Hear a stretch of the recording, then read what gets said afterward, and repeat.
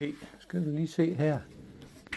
Jeg har skilt min den der kattelem af. Og sådan her ser den ud indvendigt. Der ligger en lille print der.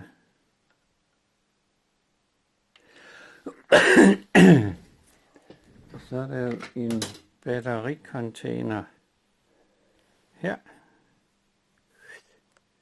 Og de to ledninger, eller terminaler der, de går ned der. Det er plus og minus 6 volt. Og så ser du den der lille tapfidus. Så den er der. Og der ser en lille motor med sådan en eller anden ting på. Kører den nok lige en gang rundt, og så lukker den op, vil jeg tro. Men nu skal du se, nu har jeg sat 6 volt på herovre for min strømforsyning. Nu prøv lige at se det ampermeter. Hvis nu den vil. Nå. Den kan nok ikke lige blive fotograferet. Ja, der kommer den. Der kommer den. Se.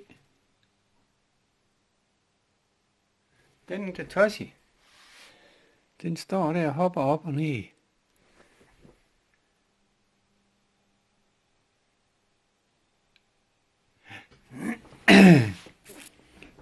Her der kommer 2 ledninger hernede. Dernede i sprækken. Og jeg ved ikke, hvor de går hen, men jeg har jo sådan en tanke på, at de måske går hele vejen omkring her. Og det kunne være et eller andet antenne, spole, magnet, felt. Og når man så kigger på printet her, slukker jeg lige for strømforsyningen igen. Så kigger på det print her, så kan man se hen i den ende printet, hvor der er, hvor ledningerne de bliver sat til. Hvis ellers den kunne fokusere. Nå, sådan. Det er godt til, at det ser en eller anden kraftig daps. Så det kan være, at det bliver sendt noget strøm ud.